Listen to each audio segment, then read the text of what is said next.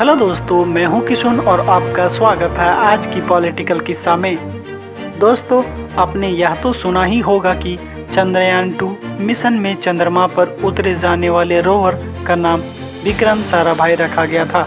लेकिन क्या आप जानते हैं आखिर कौन है विक्रम साराभाई? तो हम आपको बता दें कि विक्रम साराभाई एक ऐसा नाम है जिसे भारतीय अंतरिक्ष के प्रत्येक कार्यक्रमों में जनक की उपाधि दी गई है। इनके जीवन के बारे में पूरी जानकारी आज हम आपको देने वाले हैं। कहानी को आगे बढ़ाने से पहले आप सबों को अगर मेरा कहानी अच्छा लगता है तो सब्सक्राइब जरूर करें। कहानी की ओर बढ़ते हैं। भारत में एक ऐसा महान वैज्ञानिक डॉक्टर विक्रम साराभाई ने अहमदाबाद की धरती पर जन्म लिया था। वह तिथि सन 1919 में अगस्त महीने की 12 तारीख थी। डॉक्टर साराभाई किसी ऐसे वैसे गरीब परिवार से नहीं बल्कि अहमदाबाद के एक सबसे बड़े उद्योगपति परिवार के सुपुत्र थे। उनके पिता अंबालाल साराभाई कई उद्योगों के मालिक भी थे। वे भारतीय स्वतंत्रता में अपनी महत्वपूर्ण योगदान दे चुके थे। साथ ही वह एक भारतीय वैज्ञानिक, भौतिक वैज्ञानिक और खगोल शास्त्र भी थे। डॉक्टर विक्रम साराभाई की माता श्रीमती सरला देवी ने मॉन्टेसरी पद्धति की प्रक्रिया का पालन करते हुए निजी स्कूल बनाया।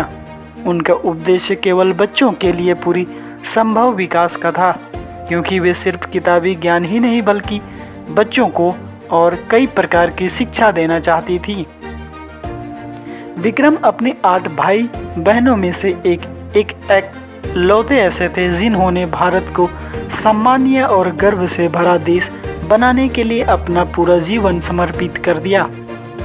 बचपन से ही विज्ञान के प्रति उनका लगाव बहुत अधिक था, जिसने बाद में ऐसा रूप लिया कि वे भारत के महान वैज्ञानिक के रूप में उभर कर आए। विक्रम साराभाई ने अपनी शिक्षा भारत में ही रहकर नहीं बल्कि विदेशों में भी जाकर पूरी की। उन्होंने भारत में रहकर अपनी प्राथमिक एवं माध्यमिक परीक्षा उत्तीर्ण की और फिर अपनी आगे की पढ़ाई यानी मैट्रिक्स की पढ़ाई के लिए कैम्ब्रिज विश्वविद्यालय के सेंट जॉन कॉलेज से जुड़ने के लिए इंग्लैंड पहुंच गए थे। विज्ञान के प्रति उनका गहरा जुड़ाव होने की वजह से अपनी पढ़ाई पूरी करने के बाद वे सन 1947 में भारत लौट आए। जब वे भारत लौटे थे उस समय भारत अंग्रेजों की गुलामी से आज़ाद हुआ था। डॉक्टर विक्रम साराभाई भारत के स्वतंत्रता सेनानी रह चुके कुछ प्रसिद्ध हस्तियों से प्रेरित हुए और उनके साथ उन्होंने अपने जीवन में बहुत बड़े बड़े काम किए, जिनमें से मुख्य कृष्णमूर्ति मोतीलाल नेहरू, श्रीनिवास शास्त्री जवाहरलाल नेहरू, सरोजनी नायडू, मौलाना आज़ाद, सीवी रमन और महात्मा गांधी आदि थे। इसके बाद वे एक नवीन प्रवर्तक, उद्योगपति और दूरदर्शी भी बने। अपने करियर की आरंभिक काल में जब वे अपनी शिक्षा पूरी करके इंग्लैंड से भारत आए, तब विक्रम साराभाई ने अहमदाबाद में मौजूद शोध संस्थान को बंद कराने के लिए अपने दोस्तों और परिवार के सदस्यों को इकट्ठा किया और धर्मार्थ ट्रस्ट को भी राजी किया कि उस शोध संस्थान को बंद कराया जाए। दरअसल वह शोध संस्थान उनके घर के पास ही था, जिसकी वजह से बहुत अत्यधिक प्रदूषण फैल रहा था। फिर उन्होंने भारत में भौतिक अनुसंधान प्रयोगशाला स्थापित करने की योजना बनाई। कुछ समय पश्चात डॉक्टर साराभाई ने अहमदाबाद एजुकेशन सोसाइटी में भौतिक अनुसंधान प्रयोगशाला के लिए एक छोटी सी जगह खरीद ली और उसमें अपनी भौतिक अनुसंधान प्रयोगशाला का निर्माण कर दिया। जबकि वहीं दूसरी ओर एमजी कॉलेज ऑफ साइंस का निर्माण भी प्रगति पर था। एमजी कॉलेज ऑफ साइंस में 2 छोटे कमरे अनुसंधान कार्यों के लिए तैयार किए गए थे। धीरे धीरे जैसे ही उनका कार्य पूरा होता गया तो उन कमरों को योजनाबद्ध तरीके से भौतिक अनुसंधान प्रयोगशाला के रूप में बदल दिया गया। कुछ समय पश्चात और अधिक धन एकत्रित किया गया और फिर विज्ञान की ओर अपने कैरियर को आगे बढ़ाते चले गए। विक्रम साराभाई का विवाह 1942 में हुआ उन्होंने एक शास्त्रीय नृत्यांगना मृणाली के साथ विवाह किया और उसे अपना जीवन साथी बनाया। उन दिनों की शादी भारत के चेन्नई शहर में हुई। बाद में उनके 2 बच्चे भी हुए, जिसमें से बेटी का नाम मलिका और उनके बेटे कार्तिकेय था।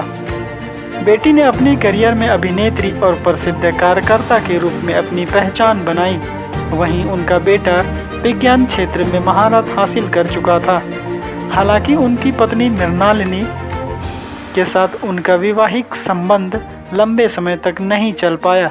बाद में डॉक्टर कमला चौधरी के साथ उनके प्रेम संबंध रहे।